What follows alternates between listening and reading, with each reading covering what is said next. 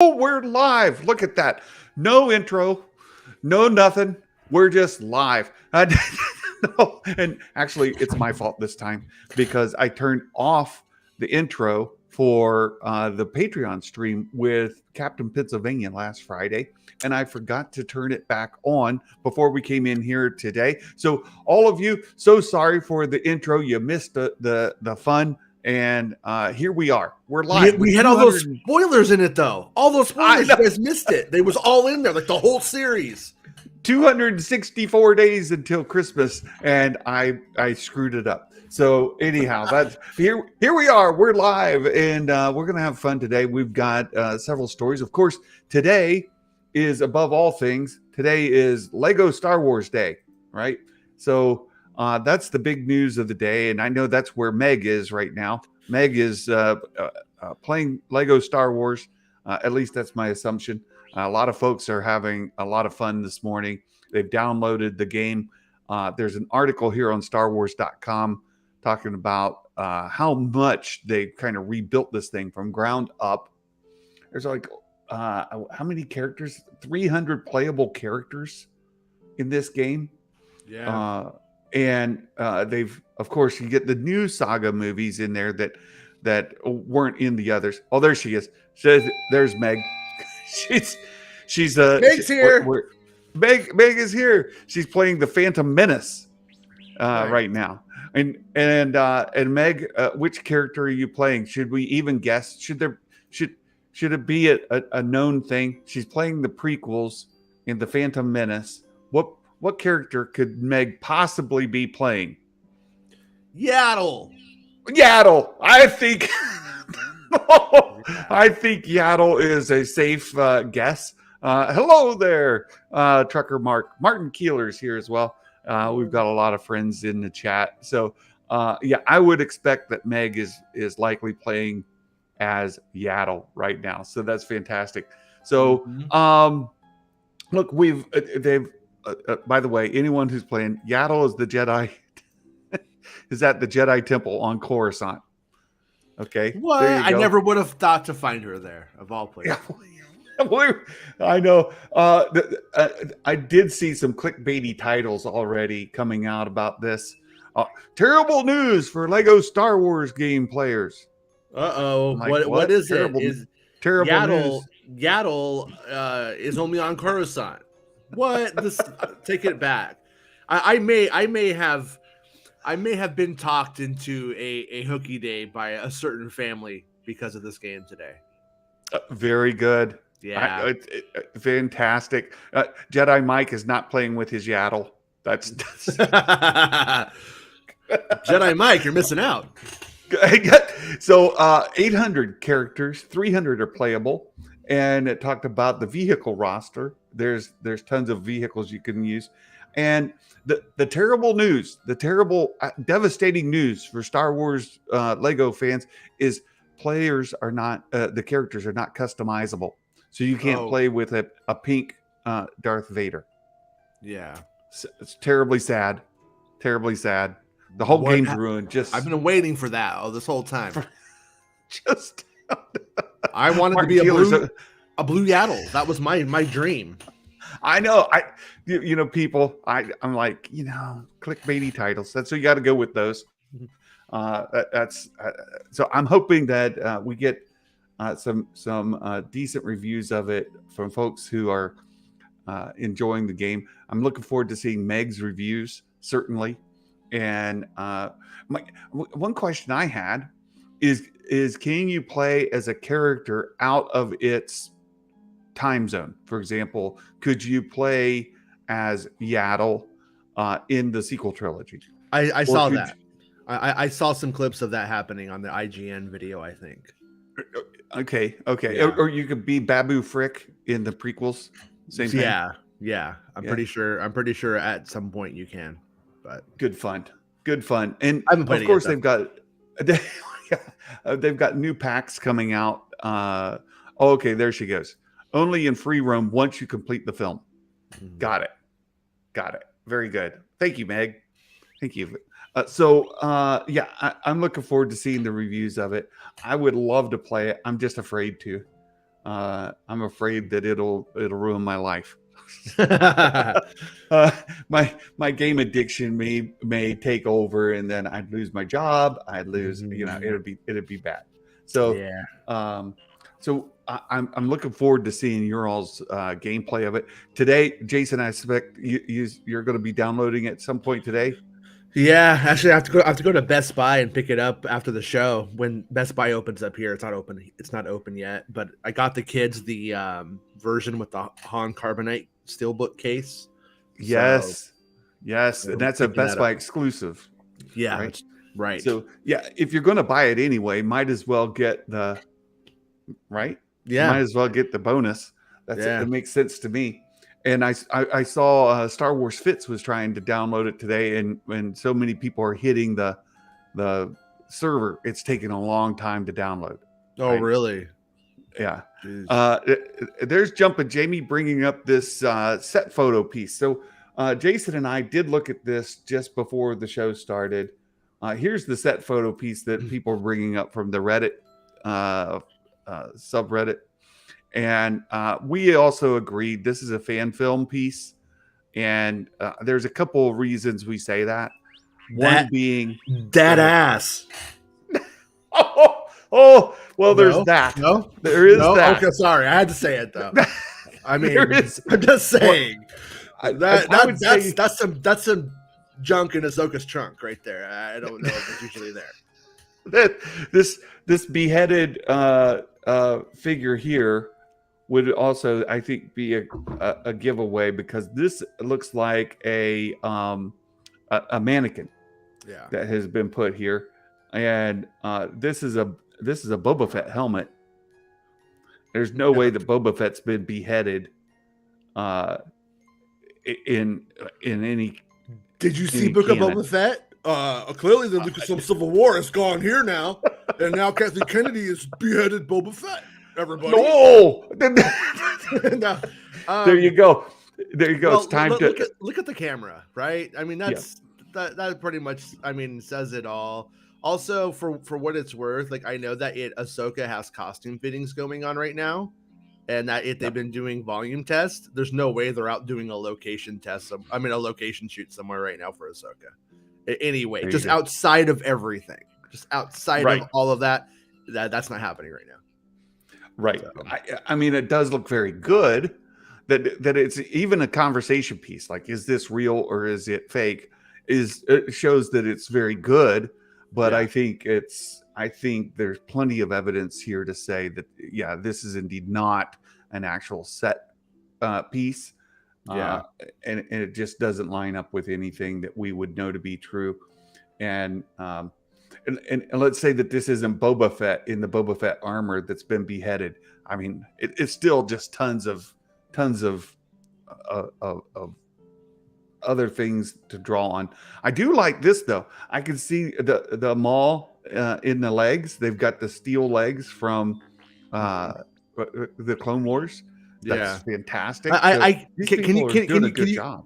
Can you zoom in on the Maul face at all by any chance? Is it possible? Let's see if I can. If it will let you zoom in further here. If it'll let you, because I mean, like, if we could get a good look at the Maul face, it would be super. But it seems like it was a very carefully crafted shot to pull where you cannot see his face for some reason.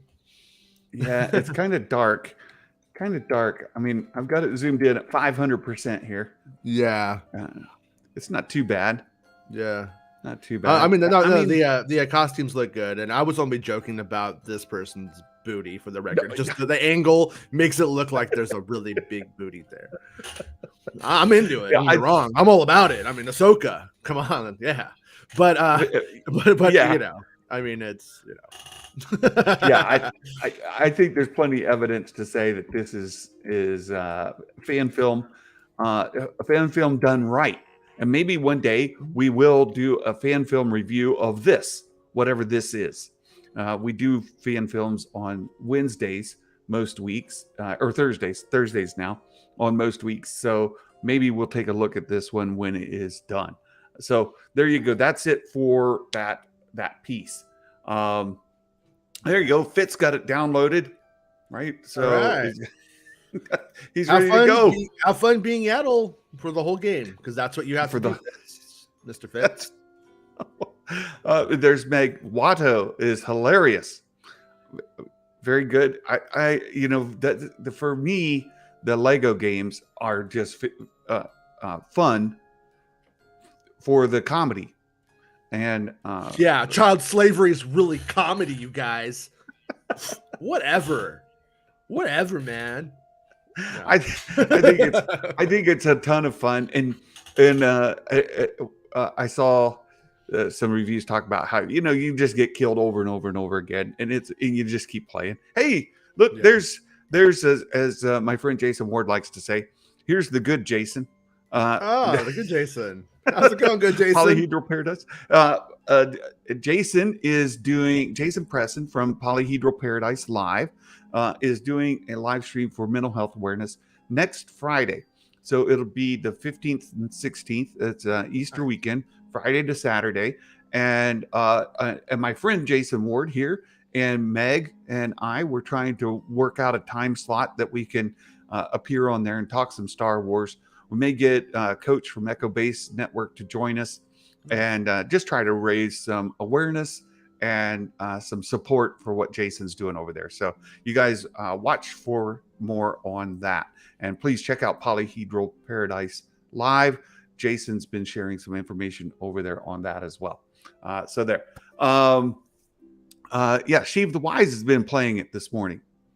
So again, today is big time Lego Star Wars Day. But there's a couple other little pieces before we get to some more fun and into the spoiler section of the show. So those of you who are not into spoilers for Kenobi, I will give you a heads up. Before we go there, I'll give you a heads up that we're going into the spoiler section of the show, and you can tune out then. But there's another thing I saw come out today, and this is from the folks over at Star Wars Newsnet. And they're reporting on the legacy or the Legends collection republishing. So they've been publishing some of these Essential Legends collection stuff, and they're on wave 5 of these books. Well, there was some hay made over the re-release of Thrawn trilogy. Were they going to change anything? No. They're just re-releasing it to newer, younger audiences who haven't read these things. And there's some of the most beloved or most consumed books in the expanded universe, the old expanded universe, which is now Legends. And you can see that the Thrawn trilogy indeed was part of Wave 1 and 2. Darth Bane trilogy, by the way, which I plan to catch up on. That was released also Wave 1 and 2. But here in Wave 5, they're releasing another X-Wing book, a couple of Old Republic books, and so there you have it. There's three books here in the Wave 5. So anybody wanting to get caught up on some Legends books, and it seems daunting, seems overwhelming. There's over 100 of those books, probably 200 of them or something like that. You want to whittle the list down? This might be a good place to start. Have you read any, most, some, none of these? Back in the day, and I was never a fan. They always just really made me annoyed for the most part. I'm just such a I think I know Star Wars better than anybody, and whenever I read those books, I'm like, you don't know Star Wars. This ain't Star Wars. Which is funny that I like the movies. I go in the movies and I'm like, I see what you did there, and I respect it. But when I read the books, I'm usually like, you could have done anything with this book. This is what you did. So that's how I usually feel about it. Yeah, I was more of a I was the heir to the Empire when I was like 9. It was like probably the first adult book. When I say adult book, it was the first grown up book I ever read as a kid, like a hardback book. And so like that was fun. But even then, I was mad. I was mad at Yal Samiri or whatever it's called when I'm like 9 years old. I'm 9 and I know this doesn't make sense to what I know. Yeah, I was never much of a book reader. I was always into comics, and like if they release something in a comic graphic novel, that's what most of the stuff I read. And every now and then I'd read a little bit of a book, I'd lose interest, and then off I'd go. The first trilogy of books that I remember reading was Heir to the Empire. I just reread them, and a lot you forget over 20, 30 years. So it was sort of enjoyable to reread those as an adult and somebody who had not looked at those for a long time. But like you, I would read some of those expanded universe books and be like, this is weird. Me no likey. So that's fine. And I know a ton of people love them. I've really enjoyed reading the High Republic novels, and I've enjoyed reading some of the old expanded universe novels over time. But for the most part, it just wasn't for me. And I do get this question from time to time. Hey, I want to start reading some Star Wars. There's some novels. What would you recommend? Well, it's so hard because there's such a vast library. And what do you like? Not everybody likes the same thing. I've even heard that some people don't care for Phil Collins. It's unbelievable. Unbelievable. That's like, what kind of monster? It's a true thing. Coming in there tonight, no, thank you. I'll keep that to myself. Thank you. Right. So I understand the folks have different tastes. So if anybody loves it, if somebody finds pleasure in anything that doesn't hurt anybody and it's reading Star Wars books, I'm all for it. Go be a good person, don't hurt anybody, and enjoy your space stuff. That's what I say. But for there me, you go. For me, I'd rather play Lego Star Wars or read something else. Yeah. For folks that want to know, where can I dip my toe into the expanded universe? Where could I dip my toe into some of the Legends stuff? I think this is a great place to start. It's a much smaller list, and this is some of the best of the best. Yeah. Will Morgan. I don't know. Will Morgan, does that mean you agree with Jason or you disagree? I'm gonna kick some trash cans. Well, Star Wars fits. I thought he wrote love Star Wars books, but not a fan of Phil Collins. At first, I read that dyslexic as I love Phil Collins, but not Star Wars books, and I was like, okay, that's cool, man. I love Phil Collins books. How's that? I'll read any Phil Collins biography out there. So much fun. But of the new canon books, there's a few of them that I would recommend. And I always go to Master and Apprentice. It's my favorite new canon book outside of the Thrawn books. I've really enjoyed those 9 books as well. So my favorite is Plagueis. The Plagueis novel was probably my favorite of the more modern style ones. For me, was I liked that an event happened where you had like Dooku and Qui-Gon and Sif O-Dyas like all at the same table having political discussions and stuff like that. I was like, okay, this is something. There's intrigue here for me, as opposed to like, is Luke and Mara gonna finally kiss this book? I don't know. Seems like they might. Oh no. That's hilarious. I'm glad you brought up the Darth Plagueis novel because look, we get one line in the prequels about have you ever heard the story of Plagueis the Wise? It's not a story that the Jedi would share. Yeah, right? Jedi won't tell you. No one tell you. It's in many ways it's a story of things that many would find unnatural. And I know that I am paraphrasing liberally, Meg. So don't jump on me for. You have to do this unnatural. So every time during the sequel trilogy, as a movie was getting ready to come out, they're like, "Oh, I bet you the bad guy's Darth Plagueis." I'll be, why? I'll bet you Snoke's Darth Plagueis. Why? I know who the Is that bad Darth guy's going to Plagueis? be. Is that Darth Plagueis at the door? It's going to be Darth Plagueis. He just got here. Oh no! Just don't answer. He'll go away. He'll go away.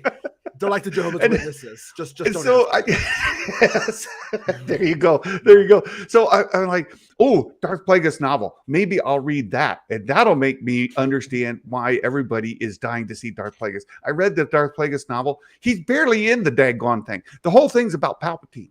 He gets drunk and goes to sleep, and then he gets killed. Yeah. And I'm like, okay. Well, you know what? I thought Darth Remember, Plagueis was cool. There's like that Biff, and he kills him, and then he brings him back to life, and he kills him again, and he keeps doing it until he's like, no, kill me. You know, he's like, oh, well, it doesn't work. But that stuff was fun. It didn't really go anywhere, but where it was implying and where the stuff might have gone to, I was like, well, I was fascinated, but I kept waiting for Plagueis to do something. Yeah, I'm like, he didn't do anything. He's wise. He was wise. What do you want him to do, man? It's not wise to go around there going meh, meh, meh, with your lightsaber. That's not wise. Wise is like, I'm going to kill this guy and bring him back to life 15, 20 times. I suppose Plagueis could be a really awesome character in the books they haven't written about him. I have not seen a single thing that makes Darth Plagueis an interesting character. Not one thing. I mean, he's a mun. Ooh, okay. Does that make him cool? Money. He barely appears in his own novel. The whole thing's about Plagueis or about Palpatine. Yeah, the best character. I don't get it. I just do not get it. I read the book, and then I saw that it's come up again in the last couple of days. And Star Wars Only tweeted on it last night or this morning, something like that as well. Like, oh, they really missed it in the sequels. They should have made Plagueis the bad guy. I'm like, why? Yeah, I do not understand. Okay. I'm gonna make you a new dust jacket for your copy. It's gonna be called Plagueis and Palpatine Bromancers, and then read it. You'll be like, "This is great. I love where this is going." I love. No, okay. It's an idea. Like, I'm trying to fix it for you. Ooh, I can't be known as a Sith because it's secret. Shh, nobody can know. It's a secret. And I don't use a lightsaber either, and I don't ever use my force powers because somebody might catch it. So here, Palpatine, you go do all this stuff, and that'll be cool. He gets like a cauldron now, and they do like dark side magic, and they bring down the veil of secrecy over the Jedi. The Jedi can't sense anything. That was like a dark side Hadouken. It's like Hadouken. You know when Palpatine hit his lightning in the sky? You like that? Yeah. Because that was just his metal. I'm just saying. Come on, credit where credit's due. That's all I got to say. I tried. You know what? Santa hates Plagueis. It's done. Maybe someday they'll write a Plagueis book where he does really cool stuff, and it'll actually be about Darth Plagueis, and I'll be like, "Oh, that guy was awesome." But so far, no Darth Plagueis. I don't get the fascination. I don't understand it. He's got one line in the movies, and there they don't even say it. Like, oh, he found a way to defeat death. Well, apparently Palpatine found a way to defeat death because he learned it from Plagueis. That makes Plagueis super interesting because Palpatine does all the things and Plagueis doesn't. That makes Plagueis super awesome. Because he doesn't do anything, but Palpatine does. Plagueis was just having a drink, trying to chill on the couch, trying to sleep. He's like, "Hey man, I'm just the dude on the couch." He gets killed. I don't know. I don't know. Well, I don't get it every time. There is an opportunity there. I am surprised they didn't pick up on it. I knew they weren't. I had to deal with about 4 years worth of DMs from randos. I think that is definitely Darth Plagueis. And then when they get to the end of that run, I'm like, look, I seen Snoke. He's in a bunch of jars. Snoke is just a clone of Palpatine. You sure he's not maybe a clone of Darth Plagueis? I'm like, no, he's not. I'm telling you, he's literally nothing. He's literally stem cells. Nothing. And they're like, maybe Darth Plagueis made that. You know, I'm just like, I quit. That's exactly. It's all Darth Plagueis. It's all Darth Plagueis' plan. Yeah, I get where you're coming from though. That's exactly what I'm saying. That's exactly what I'm saying. Yeah. Like, for Pete's sake, could you guys please? I mean, I don't understand. Like, it's so bad. So anyway, that's my hot take with Darth Plagueis. And I saw Star Wars Only tweet about it this morning. I'm like, dude, what? I still think he's an opportunity. Personally, I think he's an opportunity. I hope that they redeem him for you, because there is, you know what I mean. I mean, the book. I like the book. You don't like the book, but the potential for the character. He was the Palpatine's master. There's room there for a good story if the right talent is involved. You know. Can I be the average Star Wars fan? Yeah, but if he didn't put it in a movie, why does it count, Meg? Huh? Oh, I don't gotta go watch YouTube to figure out why it's so good. Huh? I know I need a 20-minute explainer to tell me why Darth Plagueis kicks ass. I'm cool, thanks. We're just being mean today. I think we're just mocking people today. I'm sorry. I'm in a good mood. I'm really in a good mood, you guys. I'm just yeah. I'm just being that guy. I'm being that guy, and I'm doing it on purpose because I'm in a weird mood today. I'm sorry. It's good. I'm all about it. It's a lot of fun. There's another article, since we're on this kind of vein, you know, just made up stuff for the fun of it. Okay. You know, here we go. Let's see if we can. There it is. Best Spin Bulletin. Yeah. Best Spin Bulletin covered this article, or this tweet, or this random. What was it? It's Instagram post that says, "Oh, Jude Law is casted in a mystery Star Wars series. Oh, look for all the clickbait, you guys. Look for it. It's coming." And Bespin is just covering what's going around. He's even this is questionable. Exactly. Bespin's like, you know, I wasn't going to cover this, but people wouldn't shut up, so here you go. So let's break it down. The outlet in question says it's from an Instagram account that talks about celebrity gossip, and their accuracies may be 50-50 at best. Can you call it hot goss? Can we get that from Santa? Hot goss. Good. Hot goss. It's a hot goss site. No. Yeah. What have I done? Yeah, on my favorite hot goss site, where they talk Santa about like who Harry Styles is dating. Like, we all care about that. It's super important stuff. Super important. I need to know who's available, and Styles is in on it. I ain't getting it. I know that much. So yeah, we're in the same league. So this is the kind of stuff I pay attention to. Exactly. I mean, that's what I live for. Yeah. TMZ Santa. Yeah. There we go. I need a new YouTube channel.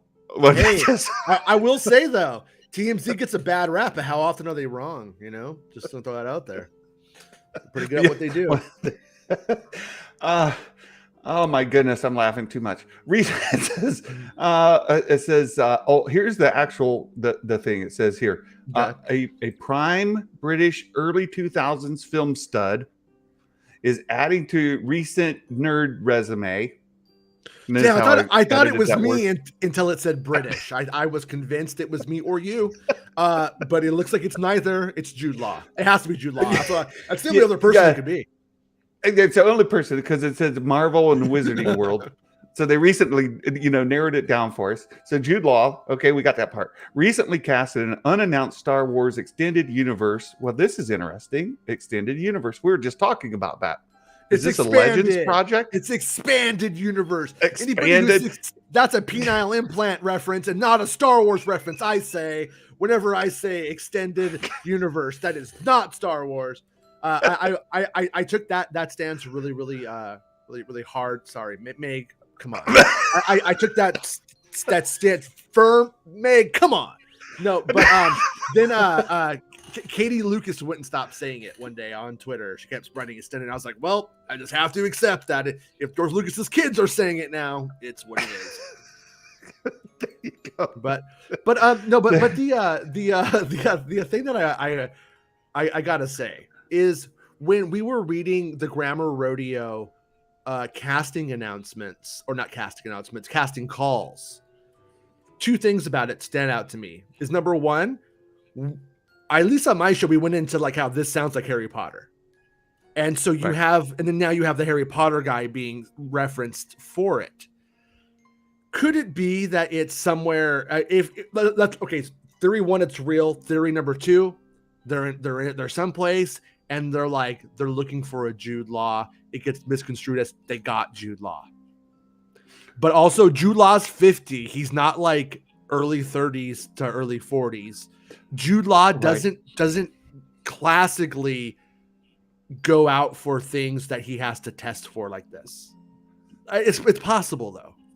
So I have no idea if this is true or not. I got no dog in the fight. I'm just analyzing it. And I'm like, either it's true, somebody got the Harry Potter connotation misconstrued, but I also find it unlikely in the fact that an open casting call at that level that Jude Law would go for it and get the role. Usually that's the stuff that's offered to people first. Martin Keeler may be touching on a truth. Could it be he has a film out this week and it's cheap publicity? Does he? Is it a Harry Potter movie this week? Yeah. Is it Harry Potter coming time? out? Well, I think it's next week. Actually. Okay. So yeah. Hey, you guys, please do the socials thing. Let me hit the little button there. Do all like the it. Things. Like it now. So much good. Aggressive negotiations with the YouTube machine. But they keep using the Stranger Things reference, not the Harry Potter reference, and I keep getting Harry Potter vibes from it as well, like the preteen kind of thing, and maybe it's just me wanting them to do like a Young Jedi Order, like I go back to, again, we were talking about books to read, like the Young Jedi Order, no, that's not the name of it. There's a book series on people in Luke's Jedi Academy, and the kids are going out and they're getting into all kinds of adventures, and they run into like Police Academy with Star Wars, the mix up. No. He's the new Gutenberg. That's what you're saying. Jude Law is the Star Wars Gutenberg. There you go. The Goot, as we call him on this show. Run. Yeah. But maybe he could be the professor, right? The teacher. Or you could do what was that? The really popular angsty high schoolers who are on like Saturday school, the Breakfast Club. Breakfast Club, yeah. Breakfast Club. Oh, there you go. I'm doing this to get into midichlorians. I'm gonna eat it. We need a Star Wars Breakfast Club. Oh yeah, that's what the world's been waiting for, right there. No, when I took the Grammar Rodeo cast breakdown just at like a structural level, it's 1-to-1 with Ghostbusters Afterlife. I think and the Stranger Things. I honestly. If you want to get into Hollywood cabals of conspiracy theories, Hollywood's really creepy about the Stranger Things kids. It's a fact. It's like true. It's just like they are. So they always go right to that one. But when you look at it, it doesn't actually match the Stranger Things model as much as the Ghostbusters Afterlife. What's Meg doing? She's listening to Satan's stream. Satan, wait, you got the wrong stream on, Meg. Satan, Nathan. You got the wrong stream. Oh, yeah. You guys are cracking me up. And Meg, thank you so much. Yesterday, my dad's truck broke down. He called me and said, "It no go. I need help." So what happened is the front tie rod broke, and so one wheel's facing this way, another one's facing that way. You know, you turn left, and one wheel's going right, kind of thing. So that's no good. You can't drive that way. So just like this show. No, I'm kidding. Today. Look, I'm in a weird mood. I know. I'm just having fun. I'm having fun. Yeah, it's great. So he called me. So I had to take our truck up, and we picked him up, and then I had to go back out later, and we had to load it onto a flatbed truck, and the winch, the battery in the winch died. You know, I hate when that happens, but you need a good winch. You want one that works. So we had to pull the battery out of the truck, take it back. A winch. The one that works, the one that can plow the fields. There you go. That's exactly. So we had to take the battery out of the truck, take it back, hook it up to the winch, and then the hydraulics wouldn't work. So we'd had to unplug it from the winch and put it on the hydraulics, and then take it back off the inch back, hydraulics, winch, back and forth. Get it loaded up on the flatbed. So it was a day. So I missed the live stream yesterday, and we're having loads of fun today. I don't know what got into my Wheaties this morning. So now's the time.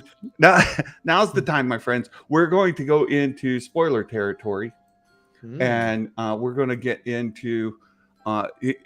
You see those videos on bad lip streaming, bad lip reading. I want to see if we could do a bad reading of a story, and see how it'll be fun. And for anybody who is who anybody doesn't want any spoilers for Kenobi. We've had a ton of fun today. I've had a lot of fun. Tomorrow we're going to be on with Martin Keeler. We're going to talk about some Hasbro releases they've got coming tomorrow for Star Wars.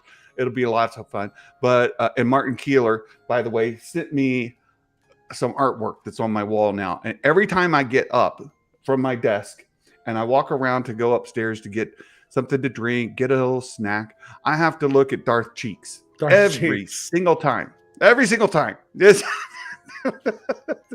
So, Martin, thank you for that 18 by 24 inch blow up of Darth Cheeks. It just but now's the time. If you guys don't want any leaks, you don't want any spoilers, you don't want to know any of that stuff, now's the time to click away. So like and do all the things, but get on out of here. So now we'll go into how do YouTubers misread articles? That's what we'll do. We'll start with the fifth or sixth hand source. Start that way. Like you gotta funnel it through. You gotta let it go through a lot of different interpretations of the source material first. Okay, that's usually a good start. That's a good way to start. Mm-hmm. Perfect. It fits. You should sell Darth Cheeks in your store. Why would anybody want an 18 by 24 Darth Cheeks on your wall? That's what I want to know. So yes, will there be a post-credit scene in Obi-Wan Kenobi? Well, what we're seeing here is certainly this means that there is a post-credit scene when the whole series is over. It's going to be at the very end. And you're gonna get surprised. Darth Plagueis. Darth Plagueis is in Kenobi. Confirmed. What if I wrote, will there be a post-credit scene in Star Wars Obi-Wan Kenobi, and you opened up the article and just said no? No. That'd be good. You should have put, will Darth Plagueis be in Kenobi? That would get tons of clicks. Tons of clicks. Turns out he won't. No. The end. What is it they put at the bottom? Is it like 40, 405, 450, whatever, that means end of transmission at the end of a or the secret adventure of Voss and Cody. And then is it in there? No. It's not. That doesn't happen either. Just today on What's Not in Kenobi. What's Not in Kenobi? What's not in Kenobi? Yeah. Oh my goodness. I don't know. Santa, why are you in such a weird mood? I don't know. I just so but the truth of it, we know that Kenobi's been postponed 2 days. It's coming out on Friday instead of Wednesday. And they're releasing two episodes, and that's where this kind of comes into play, right? Yeah. You want to give us the TLDR of it? Yeah, basically. So it's really like a mid credits, but I think post credits and mid credits are used synonymously today. So what you have is we have Obi-Wan and Leia kind of getting away. They sort of make it. And then we have our credits. We think, oh, it's kind of a happy ending for what it is. And then we get a shot of like the murky water. Then we see the eye open up, and it's Anakin Skywalker's, I guess, yellow jaundiced eye, oh, they messed up. Like, dun, because dun, dun, yeah. Right. And yeah, if you read read the article, I kind of lay it out. I'm like, yeah, basically they go on this adventure on a whole other planet and on Dayu, as you know, if you read the other articles, and then this happens on Mustafar because his tank is on Mustafar. I didn't actually say that, but I thought it was a given, but I'm a bad writer, so whatever. It actually ties into an old Star Wars News Network leak where you're going to see Anakin in the bacta tank. And right? By the way, that bacta tank, it's just out there. It's just out there like in the dirt. Like you can just go see it right now out there. It's just like laying out there. It's crazy. On Mustafar. Just get yourself a trip to Mustafar. And then El Segundo. But yeah. Oh, same thing. Same thing. Same-o. They both smell like sulfur. But yeah. So the big thing is, and this is why it's important that you read the whole article, is I also drop what the opening of the third episode is in this piece. Perfect. So just to kind of set that, the first two episodes, Leia has been kidnapped, and Obi-Wan starts off in a really destitute kind of state of mind. Yeah, right? His connection to the Force is nigh, like he's kind of given up. He's dejected. All of that. Yeah. We lost. It's over. Just hanging out here in the desert. The end. And so Leia gets captured. He goes off, saves Leia, and his emotional state is turned over, right? So now he sees hope. He sees that there's something out there. It's not desolate, right? There's something to be to fight for. There's something to live for. And his connection to the Force begins to strengthen again, right? And he's using it. He's using it covertly. He's going into a spice den and beating the crap out of everyone to save Leia and getting Leia. It's like these things. The concept is these things make ripples. These things are things that I've studied these characters forever. I know how it works. And Jason, I need a song. You need to do some songwriting. My Bacta and El Segundo. Yeah. I need you with the guitar. Here we go. Santa, you sing it. Ready? Let's do it. No? Nope. Okay. All right. I tried to get the band back together, but ever since that night, Santa says he'll never perform with me again. Yeah, you got to get Darth Elvis. Actually, Darth Elvis, that'd be a good cover. You should do a cover of that Darth Elvis. Do it. And if you haven't caught Darth Elvis's covers of songs, they're fantastic. So that'd be fantastic. So he's rejuvenated, and perhaps it's this awakening. To use a phrase from the sequels, this awakening. I've sensed an awakening in the Force. That poop. Anakin's eye pops open, like, oh, I sense a presence that I haven't felt since And then What? yeah. So that Could that be an original trilogy kind of? No, I'm again. I'm still in a weird mood. Sorry.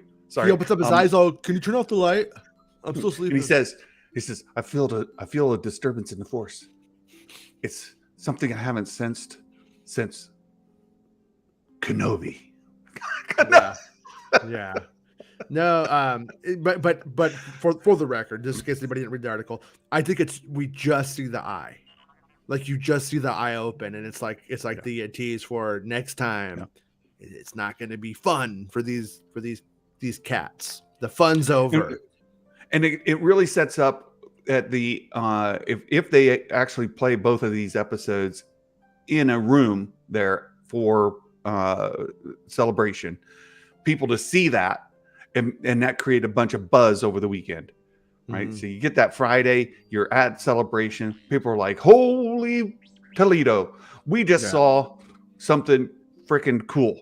And then come Wednesday, we get the third episode, and that's what Jason, you're saying it sets up for that third episode. Yeah, and then the third episode opens, from what I hear, with Anakin on one of those tables, and the droids are putting his arms and his body back together, and it's not fun. It's not a very pleasant experience to have your arms taken off and put back together, and so so he kind of screams, and then you kind of see why this guy is such a jerk all the time. Why is he always walking around with a stick up his butt? It's because he literally probably gets one because he has to get all his body parts put back together. So yeah, yeah. Sorry about that. I got another leak just came in. Yeah, they just said he does not have eyebrows. So there you go. So yeah, Ian, by the way, the post-credit scene is a mid post-credit scene, right? You get some. Yeah. You get some letters and that go by, and then you get this scene, and then you get more letters and stuff. Right. So, and it's after episode 2. Now, just out of curiosity, is this maybe the only one during the whole series, or might there be others? I don't know. At this point, I don't know. Yeah. Right. I think it is I think it's probably the only one, but who knows what was shot as post credits. The only reason why I know is because they were actually talking about shooting a post credit scene that day. They were literally saying we're shooting a post credit scene. Sometimes it's not so obvious. It's not, you know what I mean? Like that, if they're doing it on other productions, they don't even know. It's just some random shot number or whatever, but they were actually calling it that. So it was shot more like it was a trailer kind of thing. I almost, for a long time, I thought this was going to be our trailer.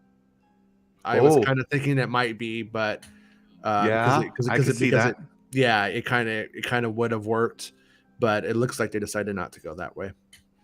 I could absolutely see that. See that. So there's where the third episode, we open with Vader being assembled. And again, for folks who have followed that, and I've seen Star Wars Theory talk about it a lot, he is always in agony. He is always in pain. The appendages are designed to leave him in agony and in pain, to help him focus on the dark side to that. And increase his power and strength in the dark side. So that's all supposed to be kind of why the suit is that kind of punishing for him to wear. Yeah, and the legs and all of that. They're not comfy. They're not cozy. And if you study these characters, that Vader senses Kenobi on the Death Star. Like the minute that I'll get there, everyone's like, he's dead. And he's like, nah, I know he's here. It's the same connection that wakes him up. I don't quite understand. I saw the little resistance to the article on that front, and it's like, that's just stupid. It's like the stupidest resistance I can imagine. I don't mean to. I shouldn't say that, but it is. I mean, if you watch A New Hope, literally, he's like, "Oh, it's a presence I haven't felt since he's totally here," and Tarkin's like, "Oh, that old guy's dead. You're reading the hot goss on the internet," and he's like, "No, I sense it." It's like it's all there. You know what I mean? It's the same exact thing. It's just that it for some reason people think proximity matters, as if in the concept of the Force, when all things are connected, time and space doesn't matter for the Force. Rey is literally hopping space in the last trilogy. It literally doesn't. Time and space are irrelevant here. Well, and I think that's again, we kind of take a tangent, but there's a fascinating theory about the world between worlds, that it connects all portions of space together in one place. Mm-hmm. And so whenever somebody is speaking to somebody else through the Force, that the conduit for that is the world between worlds. Yeah. And so it connects two people across the galaxy closely together through those kind of portals. And so you're just talking through a doorway to somebody on the other side, even though they're all the way across the galaxy. Yeah, I was going to say, yesterday, me and Megan and I were talking about that on my show. And afterwards, I started thinking, and I was like, I think Star Wars is taking a dominant timeline theme for where essentially you are in our story is set in the dominant timeline. So we can see Ahsoka poke her little head out through the door and go, "Hey, Ezra, don't go in there." But that always happened. So I think with that dominant timeline kind of time travel sort of adventure story that they've set up in Star Wars, I don't think they can ever go back and change anything. Confirm Meg is Yaddle. Oh, there you go. There have been all these rumors. What's Meg's actual identity? What's the reveal? We know it's confirmed. Yaddle. Meg is Yaddle. She's a playable character in the Lego game, and she already said Yaddle's a playable character in the game. And Meg has this unusual, some would say unnatural. Mm-hmm. I'm just saying. Mm-hmm. No, wait. Connection. Unnatural. Oh yeah.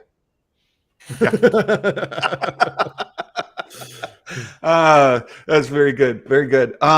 So there was something else I wanted to talk about, and it's up there. This King Conan in the Boba. And so last Friday I did a Patreon only stream with Captain Pennsylvania, and we've shared that out. I meant to talk about this earlier before we went into the spoilers. Oh, by the way, before we change topics, anything else we should talk about that article real quick, Jason? No, I think we did it. I think we did it. Yeah, perfect. And I suppose it bears mentioning, and people have talked about this, that on Wednesday we get episode 3. You see Vader's parts being put back on, and the story picks up from there. So we get some Vader content in episode 3, which is also halfway point through the whole series. Right. There's been some questions. Is it a five episode series? It's 6. Right. It's 6. And the first episode is on Friday. There's 2 episodes, not one double episode. Yeah. That's then the other thing. Like, oh no, there's 5 episodes, but the first one's a double. No. There's 6 episodes. The first week there's 2 separate episodes. The 6th episode is called Revenge of the Sith. No? Okay. Revenge. Revenge. I love it. So okay, very good. And there's 6, which would make it end on, I believe, June 22nd, something like that. Yeah. Right. And Dominic is still trolling in the chat. I appreciate that, Dominic. I've enjoyed it through the whole stream. Thank you for that. The Revengers. There you go. Martin Drake. The Revengers. The Revengers. Yes. I'm a big fan of the made up word revengeance. So how about that? Revengeance. Star Excellent. Wars revengeance. It's good. So I talked with Captain Pennsylvania last Friday about King Conan. Captain Pennsylvania grew up with Conan. His dad was a big Conan fan. He was inspired, and it was something that he connected with his father over, and he's been a Conan enthusiast ever since, which is perfect to have a discussion about King Conan about. And so I had this wonderful discussion with Captain Pennsylvania, and he pointed out to me that the Book of Boba Fett is actually really good in the context of being King Conan. That King Conan is not Conan the Barbarian. King Conan is a Conan who realizes he has to lead differently. He has to lead with respect. But it's not put in those terms, but and he pointed me to a series of comics from the 80s that are sort of like really prominent in the King Conan lore. There's comics that go back earlier than that, and there's been some subsequent to that. But the ones in the 80s, there's a 6-run series of them. He said were really good as far as like establishing King Conan lore. And so I read those. He gave me access to read them, and you can see it. It's all flashback stuff. Every single episode, I read the 6. There were 6 comics in that run. Every single one of them starts off with King Conan, telling about some adventure that he had went on that kind of ties into him establishing a relationship with a people group, right? Different ones. Yeah. And that there was this ultimate battle with an usurper who wanted to take over King, who had claimed Kira. Was it Kira? King. Was it Kira? It was Kira, wasn't it? Oh, it was Plagueis. It was Plagueis. Oh, yeah. Yeah. It was Plagueis is always the answer, and Plagueis every single time. Anything can happen. Every single time. But he there's a final battle that takes place with this person who had usurped or claimed to be king, and all of these forces that he had built these relationships with came in and fought alongside him. And hey, X-Wing made it. Good to see you. Good to see you. Trinity pointing out that Marvel. So there was a whole history where Marvel had Conan, and then Dark Horse Comics had Conan, and now Marvel has Conan again, and they've kind of watered down Conan more recently. So Trinity's not wrong in that he has been Dominic. Yes, I appreciate that, Jason. I really do. That's great. But that's so funny, Dominic. And for you, for anybody in the chat that's new to the show, these are chats that have come from people in previous live streams that they just keep posting the same thing over and over again, and we caught them doing it, and then so Dominic now just copies and does it for them. Yeah, I mean, but well, let me ask you this: in the King Conan run that you ran, did it ever address if I got kicked off the basketball team, how it could maybe get me back on? Funny enough, Conan never played basketball. At least not in this series. Not in this series. Okay. Cool. Trinity saying he never read them. He just wanted to troll with like Dominic. Well, you actually sort of got it a little bit right there. But in this run, and another thing that Captain Pennsylvania pointed out is the mod gang, the youthful kids that ride the really slow bikes. Yeah. They actually reflect a group of folks from the King Conan run that he connects with. He said it's probably, from a King Conan perspective, one of the best episodes of the entire series. I was like, you got to be kidding. You got to be kidding. Like, that's the one everybody hates most. And so it was a really good discussion that was a really good discussion about having perspective going into a series and having your expectations set for to be met, you know. And so if you went into the Book of Boba Fett with expectations of all killer, no filler, and of it being Boba Fett the Barbarian, you didn't get that so much.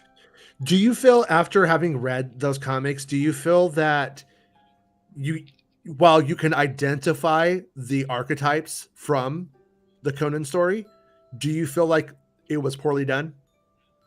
Like obviously you could identify them, but like, were like the mods the way to do that? Like looking at it, do you think it was crazy? Do you think that those choices are also crazy in context of the Conan the Barbarian? I will say that in the King Conan flashbacks, every single one of the flashbacks, he is Conan the Barbarian.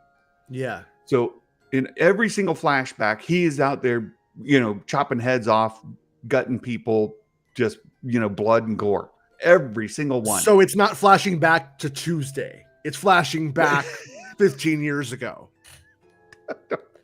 That's a pretty big difference in design and project design. I'm gonna say. Meg, I thought you were playing Lego Star Wars. And she's trolling in the chat. She's getting on the same game with Dominic, doing a fantastic job. Really doing a good job. But hey, from the King Conan, that's what I was thinking. So once I talked to Captain Pennsylvania, I was like, oh, so actually, if you knew the King Conan stories and you knew that story arc, you knew the character of King Conan, then you would have a much better appreciation for the Book of Boba Fett than thinking it was Conan the Barbarian or Boba Fett the Barbarian. I said, oh, that's very helpful. And I was super excited to read the comic run to help me set my perspective. And when I read the comic run, I was like, well, wait a minute. I mean, from one perspective, that's true. King Conan, right, Boba Fett, it made sense. I got it.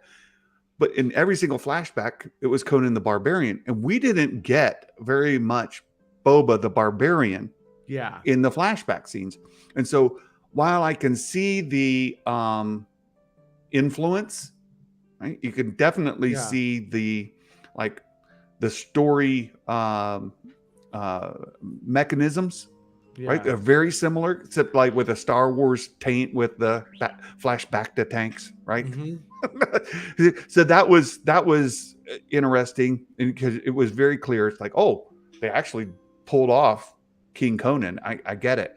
Except the flashback scenes, I would have expected to see Conan or Boba Fett in the barbarian mode, and you really didn't get much of that at all. Yeah, it does kind of seem like when you do a story, like my favorite episode is probably the second episode. I think it's the second one. Is that the one where he's with the Tuscans? The Tuscan camp episode. Is that the second episode? From memory, first episode. Let's see. It's an early episode. The one where he's actually like the one with the train and all that. Anyways, I kind of feel like if you're gonna do that story, you needed to do that story with him murdering the same kind of people before for hire. And then you're like, and then you start to see, oh, this guy used to be a dirtbag. He used to be a barbarian. Can you believe it? Now he's a king. How did that happen? Like, what was? And we didn't really get that. We just got like, I was an adorable kid, and now I'm a very just man. And it's like, whoa, what? All the interesting stuff is gone. The part where you're trying to date Jabba's dancer and you're putting Han Solo and carbonite and all that stuff. It's like, so right. It's a very weird. It's a weird project design. That's what I still find fascinating about it. Even not even being critical of it at this point. Just like, what was going on? Yeah, the big payoff for King Conan is, again, there's a huge spoilers. So if anybody has not read it and you're interested in reading it, as I was, if you want to read it for yourself and kind of get it, you don't want the big payoff, then, now's the time to go. But the big payoff for it is at the beginning, you see this giant statue of Conan, and he said it's probably the only one that'll ever be built to me. Blah blah blah, and he's telling all the stories about why they did it. And at the end, he says, "I'm here to announce that Kamal Nanjiani is playing Conan the Barbarian, which is why he got ripped." And don't give him a bad review because he will beat the crap out of you right now. There you go. There you go. The big payoff at the end is he never had a wife. He never found somebody to settle down with. So here he is in this king phase of his life where he's no longer the barbarian, and the last line of the series is like, "But I have nobody to share it with."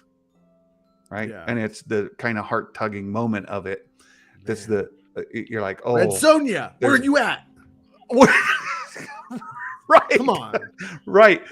So I thought that was a poignant moment in the run. So would I say that the Book of Boba Fett pulled off King Conan well? No, unfortunately I wouldn't. Did King Conan help inform me? Yes. And having watched the series, I will go back and rewatch it now from that perspective, but I can already tell you it's not the same. It's not the same. Can I just adjust the chat for like 1 sec? Hey, everyone watching the show, can you just do me a huge favor and don't let Jon Favreau ever watch Beastmaster? Just don't let him watch Beastmaster, please. Don't, under any circumstances, mention Beastmaster or Highlander. Cool. Cool. Meg, we're good. I think we're good. Meg is back in the chat. We have the real Meg back in the chat. She's been pretending to be Dominic and other characters in the chat, but the real Meg is back. I see her. I see you. Puppet Master. 1 and 2. Yeah. Trinity also misbehaving in the chat. Question. Yeah, Lando would be there. You seen how ripped that droid is? So yeah. So you're live streaming today, Jason? I don't know. I'm supposed to. I was supposed to, but I like I said, it turned into an impromptu ditch day, and the store just opened. And, you need to run over to Best Buy, and then we need some Lego Star Wars playthrough. That would be great. Yeah, I think great. I tried streaming the Xbox there. It's like blah, blah, blah, blah, blah. It doesn't look good on my setup. But gotcha. But I might do a review of it, like a preliminary review of it or something, just for a few minutes. I don't know. It depends on if I hate it. If I hate it, it just means I don't care about it. And I don't want to talk about it. That's my review. But Meg should do a face reveal with a Yaddle mask on. Oh, I love it. That's fantastic. All right. People think I'm Bespin Bulletin. What if I'm Nice. Meg? What if I'm right now? I'm like, I'm Meg. I'm the one doing all of this. Think about it. We were on a stream yesterday, pre-recorded. Soundboard. Meg soundboard. Yeah. I've been in a really silly mood today. I've had a ton of fun. Meg. So, Santa, I need some advice. So the situation is some fans are worried with the amount of leaks that have been released for Kenobi. Can you help me get back on my basketball team?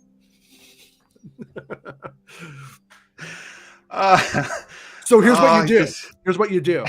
Is to fix Kenobi, we need Kamal Nanjiani to be a droid who will teach you how to play basketball. When the coach sees you doing those layups, winning all those games a horse, thanks to Kamal Nanjiani bot, then you'll be back on the team. It all works together. There you go. Under Coach Plagueis. Under Coach Plagueis. That's who taught him all his mad basketball skills. And he just gets drunk on the couch and tells you, play more basketball. Right. Exactly. And he's all, and then you're like, hey, coach. And he's like, wait, I'm watching Beastmaster and Highlander, a double feature. Leave me alone. I don't have time for. Unless you got hot goss. You got some hot goss. Oh my goodness. On who's going to be in Grammar Rodeo. I'd love to hear it. And I'm just like, nah. Hot goss Santa. It's my new channel. Yeah. Man, was that Ahsoka? That Ahsoka was rocking though. Gotta say, coach. Oh, should have saw that. Ahsoka. Shots fired. Dominic said, Jason, we know you're not Bespin because their leaks are actually accurate. There you go. See, I dump all the bad stuff on Making Star Wars to put all the good stuff on Bespin Bulletin. I just snorted.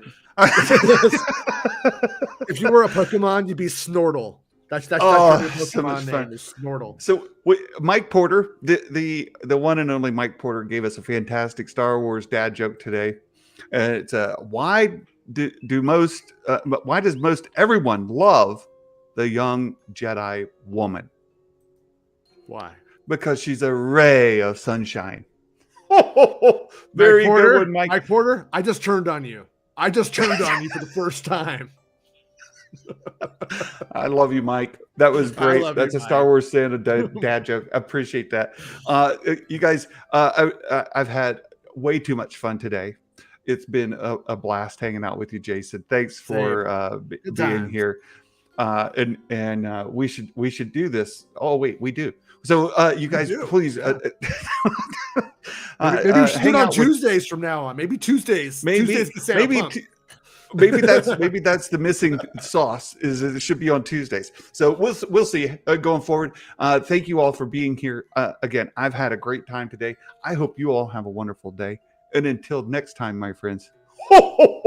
Merry Christmas, everybody, and may the Force be with you always. Bye-bye.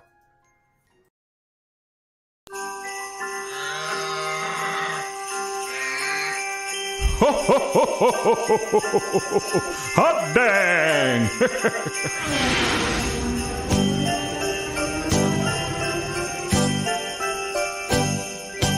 Talking through the news from a galaxy far away.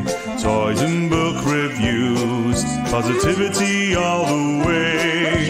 Come and join the fun, subscribe and like away. Movie news and show reviews, it's like Christmas every day. Oh, Star Wars Santa, Star Wars Santa, the Star Wars Santa show. Oh, what fun it is to chat on the Star Wars Santa show. Oh, Star Wars Santa, Star Wars Santa, the Star Wars Santa show. Oh, what fun it is to chat on the Star Wars Santa show. Ho, ho, ho, ho, ho, ho. Hot dang, ladies and gentlemen, you're in for a treat.